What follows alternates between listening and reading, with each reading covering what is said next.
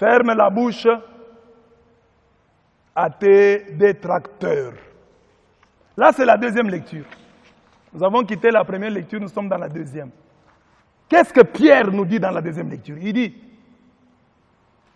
bien-aimés, honorez dans vos cœurs la sainteté du Seigneur, le Christ. Soyez prêts à tout moment à présenter une défense devant quiconque vous demande de rendre raison de l'espérance qui est en vous. Mais faites-le avec douceur et respect. Le chrétien, donc, qui est épris du Saint-Esprit, ferme la bouche à ses détracteurs, à ses ennemis. Il sait se défendre. Il sait répondre. Il connaît les questions de ses ennemis et il a des réponses. Et les réponses lui viennent du Saint-Esprit.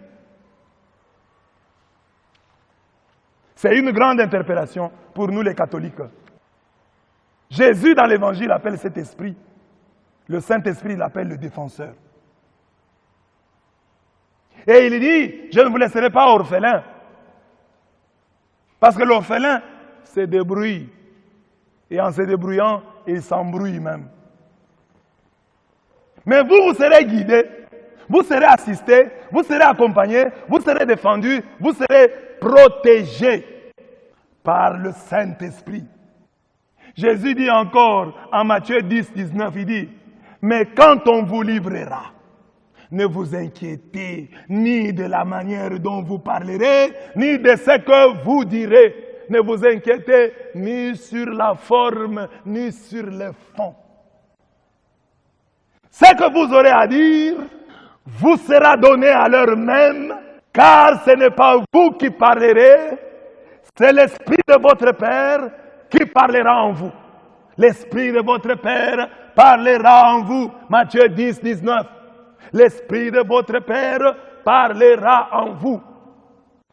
Il y a dans l'Esprit deux manières de répondre à nos détracteurs. À nos détracteurs, nous répondons d'abord par la puissance de nos arguments. La puissance des arguments. Un chrétien doit avoir des arguments. Je me plains toujours, je dis, mais nous les chrétiens, nous avons le Saint-Esprit. Mais vous trouvez un chrétien qui ne sait pas se défendre devant un musulman, qui perd son latin devant un musulman.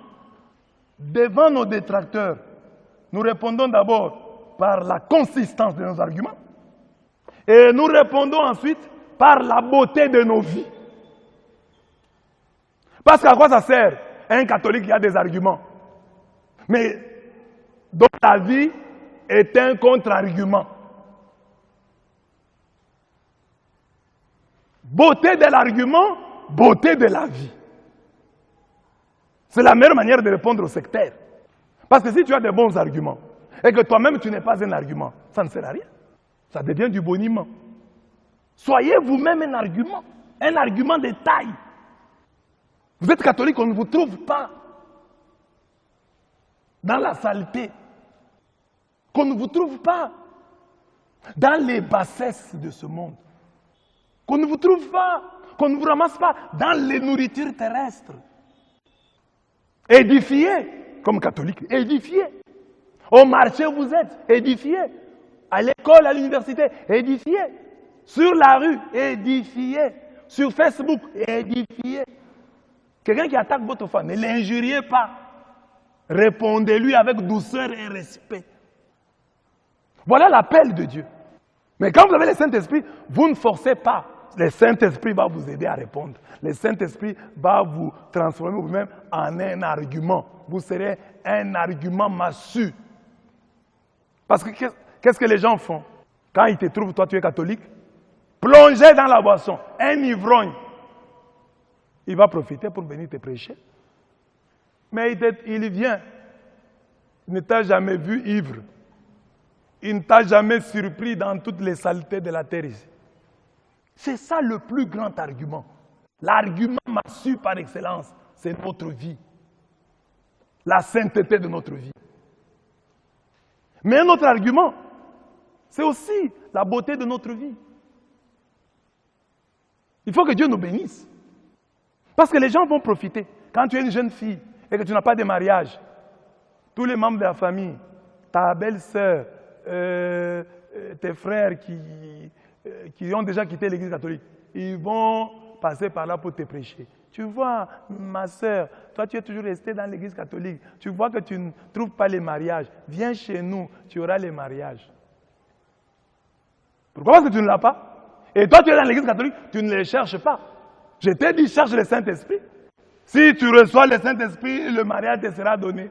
Parce que le Saint-Esprit, il est le guide, il va te guider vers l'homme de ta vie. Tu es toujours malade, tu ne cherches pas le Saint-Esprit. Les gens vont profiter. Maman, tu es souvent malade, tu es maladive. Nous avons un prophète ici, il guérit les gens. Mais si tu as demandé le Saint-Esprit, le Saint-Esprit a demandé pour toi, avec ses soupirs inexprimables, et il a obtenu de Dieu ta guérison. Ce sont ces gens-là qui vont te poser la question. Ah maman, tu es toujours malade. Cette maladie est partie où? Oh, le Saint-Esprit l'a brûlé. Maman, tu pries où? À l'église catholique. Ils vont venir. Ils vont te rejoindre. Bats-toi pour la sainteté, mais bats-toi aussi pour la beauté de ta vie. Que tu mènes une belle vie. La belle vie aussi prêche. Surtout dans ce monde où les gens sont matérialistes. Il faut avoir quelque chose. Il faut avoir 2 pains. 2 poissons et 5 pains. Pour que Dieu les multiplie. Il faut avoir quelque chose. C'est important. Ne dis pas, ça c'est pas important. Ça évangélise. Ton petit bonheur là, évangélise. Ton mariage harmonieux là, évangélise. Ton travail juteux là, évangélise. Ta bonne santé, évangélise. Elle évangélise les gens. Si tu es toujours malade, ce sont les autres qui vont profiter pour venir t'évangéliser. Mon frère, tu es toujours malade, il y a un prophète ici, il guérit les gens, allons-y.